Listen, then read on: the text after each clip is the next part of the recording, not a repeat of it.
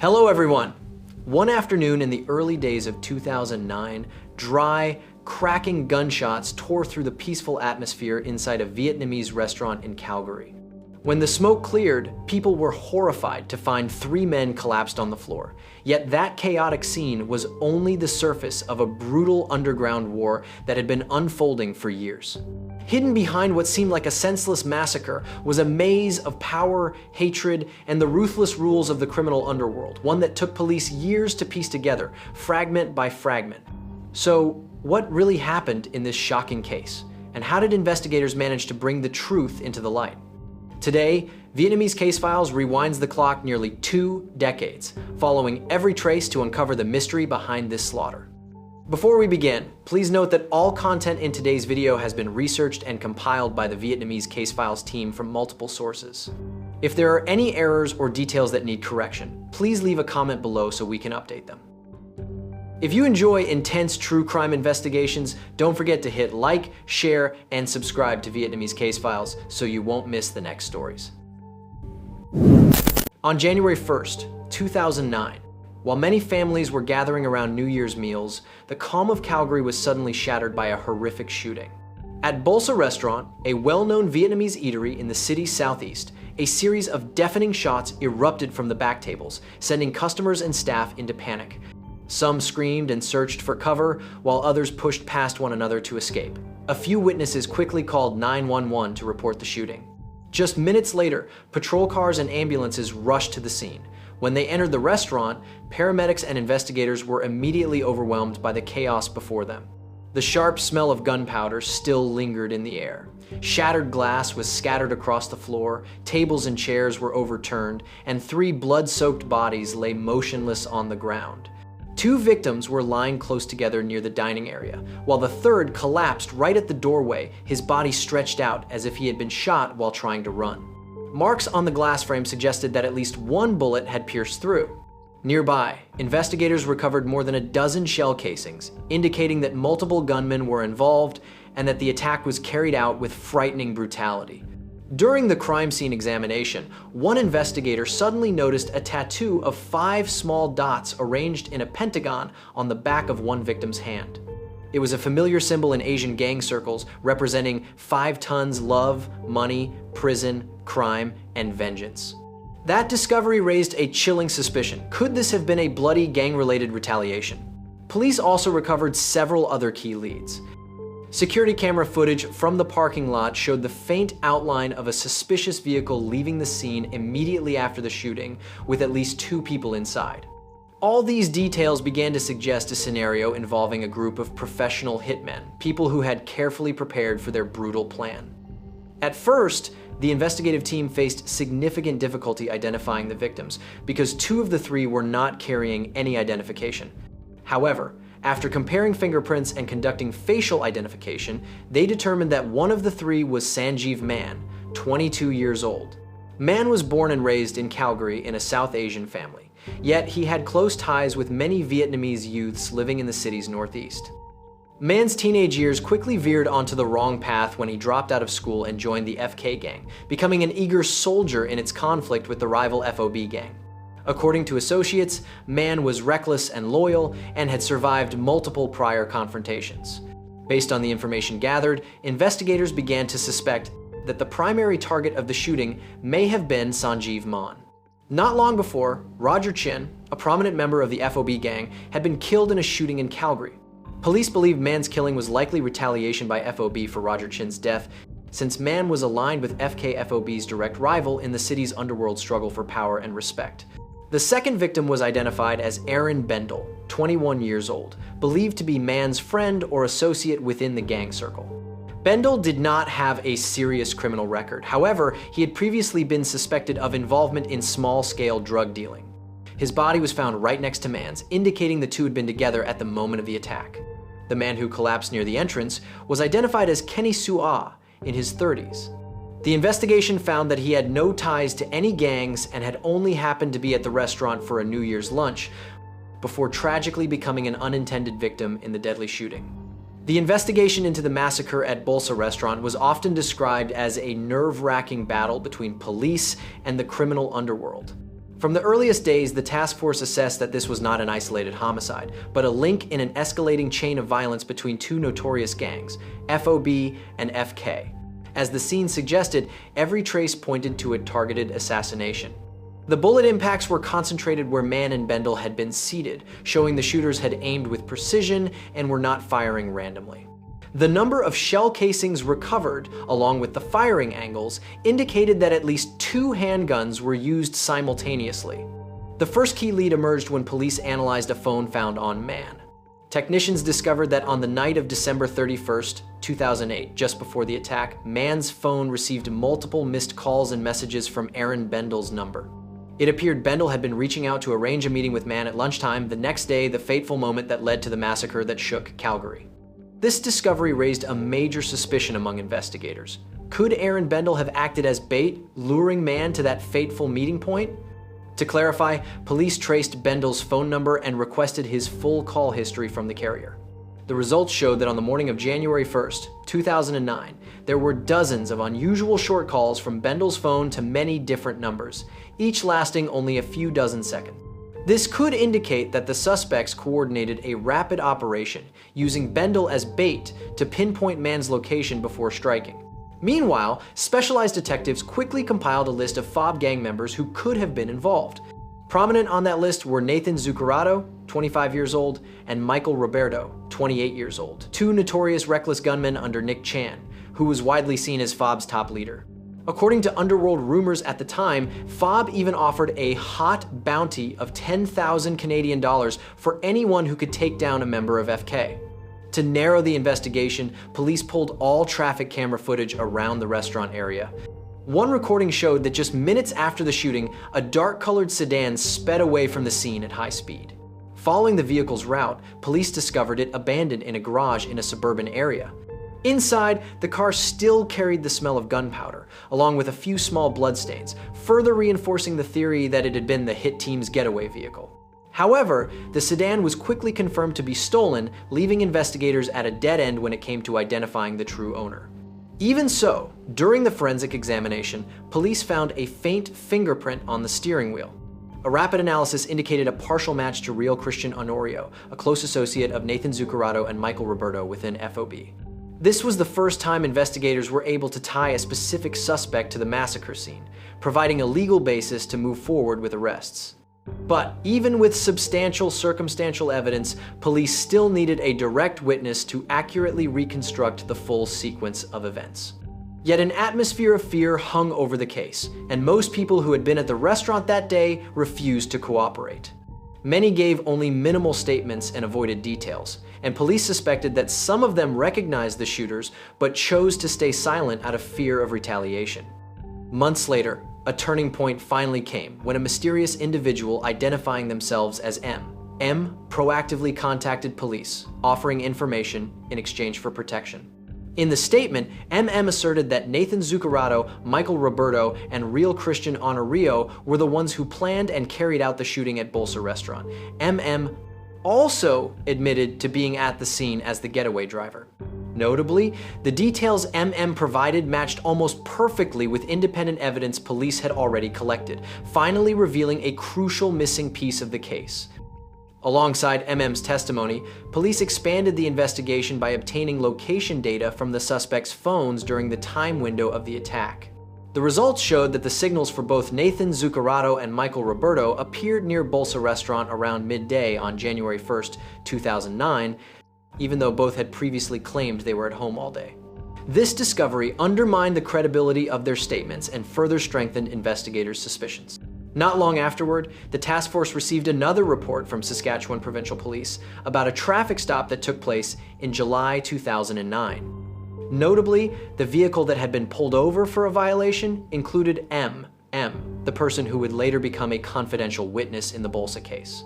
During the conversation, MM blurted out and bragged that he had taken care of all 3 guys at Bolsa.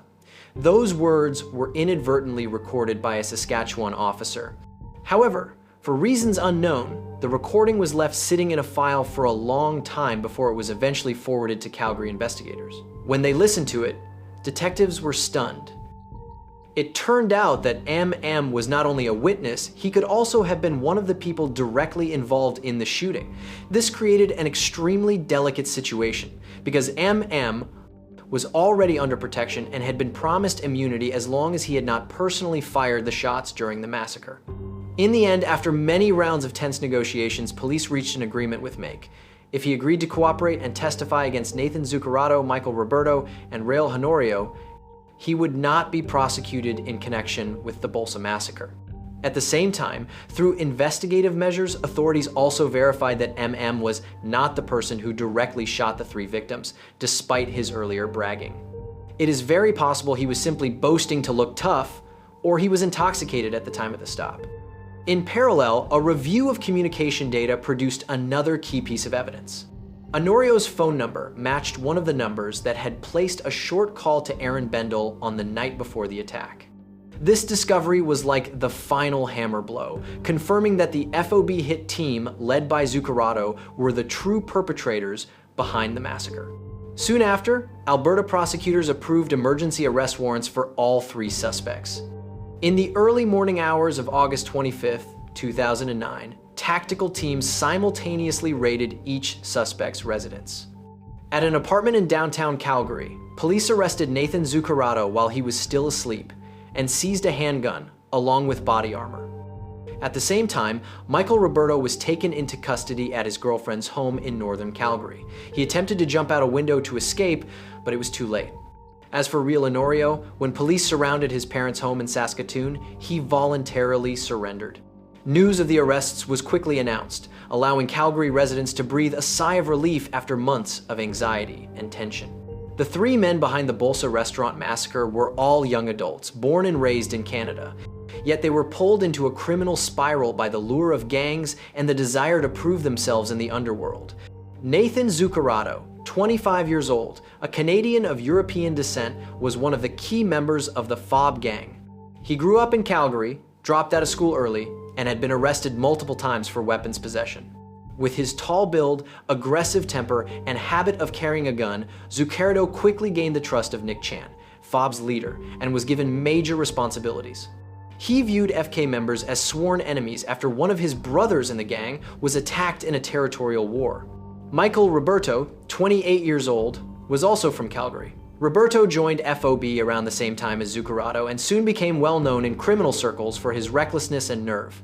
He had taken part in multiple fights, assaults against rival gang members, and had a record involving small-scale possession of illegal substances. The youngest of the group was Real Christian Honorio, 26 years old, of Filipino heritage. Honorio joined FOB as a new recruit and always saw Zuccarotto and Roberto as role models to follow. Driven by a hunger for recognition in the underworld, he was willing to do anything to prove himself. And in the end, that ambition led Honorio down a road with no way out. Before they were caught, Zuccarotto was considered FOB's primary shooter, someone who did not hesitate to use a gun to settle conflict. Roberto was his closest ally, often working with him on jobs assigned by the gang. Honorio initially served as a lookout and support, but was also ready to act when needed. None of the 3 had a personal relationship with Sanjeev Mann. They saw him only as an enemy target that had to be eliminated. Some sources claim that Nick Chan ordered Mann to be taken out at all costs, and after a period of surveillance, they chose to strike on January 1st, 2009, when the victim would be least on guard. That morning, the hit team divided roles with cold calculation. Honorio instructed Bendel to call and invite Mann to Bolsa, a familiar Vietnamese restaurant, creating the perfect trap. When Mann and Bendel walked in, Honorio went along to avoid drawing attention, while Zuccarotto and Roberto were already lying in wait outside with weapons in hand, ready for the moment to move. Around midday, the restaurant door suddenly swung open. Zuccarotto and Roberto rushed in, drew their guns, and fired straight at the table where Mann was sitting. The first 2 shots dropped him on the spot. Roberto immediately turned and fired at Bendel as Bendel panicked and tried to stand up to run. In just a few seconds, the 2 primary targets were taken down amid screaming and chaos from the diners. In that moment, Kenny Sua, an innocent customer, hurried toward the door to escape. Honorio blocked the exit and pulled the trigger. The bullet hit Sua in the back, and he collapsed at the threshold, ending any chance of survival. When the gunfire stopped, all three killers retreated exactly as planned. They ran to a waiting vehicle in the parking lot and sped away before police could arrive.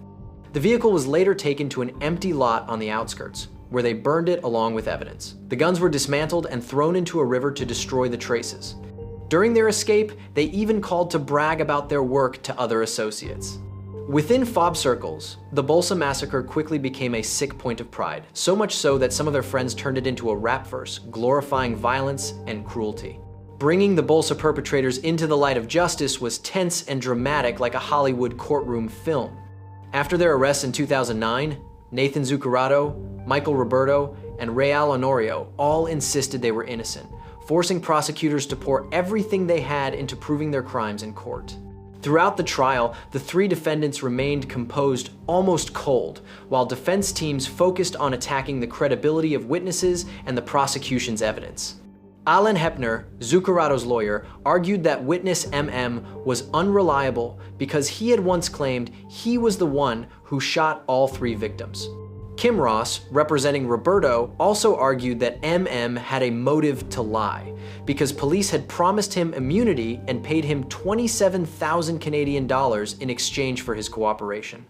The defense tried to portray M as an addict and a small-time drug dealer who regularly fabricated stories to avoid responsibility.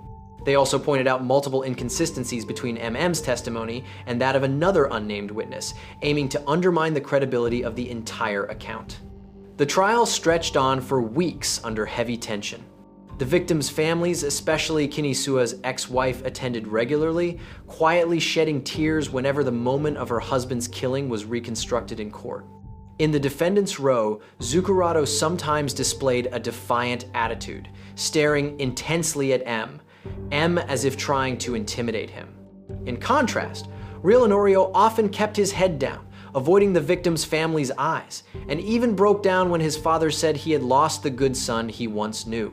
After intense arguments, the jury retired to deliberate. Just over 7 hours later, they reached their verdict. On October 17, 2011, the court found Nathan Zuccarotto and Michael Roberto guilty of first-degree murder for all three victims.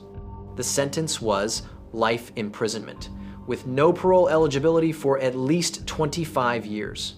A few months later, Real Honorio's separate trial also concluded. He was found guilty of 2 counts of first-degree murder for Sanjeev Maan and Aaron Bendel, and 1 count of second-degree murder in the case of Kinisua because Sua had not been part of the original plan to kill. Honorio also claimed he did not intend to shoot a civilian, but acted without restraint in the chaos. With that ruling, he received a life sentence, with parole eligibility only after serving at least 20 years. However, the case still was not fully over.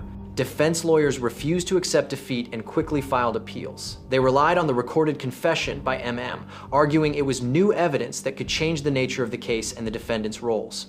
By mid-2012, the Alberta Court of Appeal overturned the convictions of Nathan Zuccarotto and Michael Roberto, ordering a new trial from the beginning. In 2014, during the retrial, Michael Roberto unexpectedly changed strategy. Facing the risk of a severe conviction or a prolonged legal battle, he agreed to plead guilty under a deal with prosecutors. Roberto admitted he took part in the Bolsa restaurant massacre and had his sentence reduced to 16 years in prison. In return, he agreed to cooperate and provide information related to other FOB cases, helping authorities continue their crackdown on the organization. Not long after, Real Honorio chose a similar path. He agreed to plead guilty to second-degree murder in the death of Kinisua in exchange for having the earlier first-degree murder conviction set aside. At his sentencing in 2016, Honorio publicly apologized to the victim's family, expressing belated remorse for his reckless and misguided actions. Nathan Zuccarotto, who was seen as the central mastermind of the massacre, chose silence. By 2016, the Alberta court decided not to hold the new trial for Zuccarotto and instead upheld his life sentence based on independent evidence as well as incriminating testimony from Roberto and Honorio. In that way, after years of investigation and prolonged courtroom battles, all 3 principal perpetrators in the Bolsa massacre received sentences deemed proportional to their crimes. Justice was finally served, even though the legal journey was long, winding, and filled with upheaval. Another notable detail is that the Bolsa case did not end with the 3 men who carried out the shooting. It also led to a separate, high-profile trial targeting the man believed to be the true boss behind it all. In 2013, Nick Chan, a suspect believed to be the leader of the FOB gang, was arrested and charged with allegedly masterminding multiple homicides, including the killing of Sanjeev Mann. However, the proceedings ended in controversy. In 2018, a judge stayed all charges against Nick Chan due to a violation of the right to be tried within a reasonable time, as the case had dragged on far longer than allowed. That ruling disappointed many, because the man believed to be the gang's kingpin walked out of court a free man. Even so, that freedom did not restore his former power. After the case, FOB largely collapsed. Some of Nick Chan's close associates were killed, and others gradually ended up behind bars. The underworld that once terrified Calgary was reduced to remnants of the past. After the trials concluded, Calgary slowly regained its sense of peace after nearly a decade overshadowed by violence. The bloody war between FOB and FK officially ended as most leaders and key gunmen on both sides were either dead or serving prison sentences. According to statistics, from 2002 to 2009, there were more than 25 homicides directly linked to this conflict. Yet only 2 cases were solved during that period due to the gang's secrecy and brutality. It was not until the early 2010s, through a series of major cases and large-scale trials, that Calgary police were able to fully shut down the 2 notorious criminal organizations. After this upheaval, the city's police force restructured its specialized units, increasing staffing and equipment to strengthen its ability to combat organized crime. At the same time, outreach programs within immigrant communities were expanded, aiming to help teenagers stay away from gangs and move toward healthier paths in society. The Bolsa Vietnamese restaurant massacre and the bloody war between FOB and FK became a long-running focus of Canadian media for many years, fueling public outrage and anxiety. Many residents criticized police for allowing a series of killings to continue without being fully contained. Vietnamese and other Asian communities in Calgary also faced stigma, viewed with suspicion after multiple gang-related incidents. Later, Canadian media organizations drew lessons from that period, reporting more carefully and more balancedly to avoid misunderstandings or racial bias. Even though the direct perpetrators were punished, most of the homicides tied to the gang war still remain unsolved. More than 20 victim families, many of them also connected to the criminal world, still do not know exactly why their loved ones were killed. And the question that haunts many the most is this: behind bars, did people like Nathan Zuccarotto or Real Honorio truly come to their senses? Or do old grudges still smolder inside them, waiting for a chance to be repaid?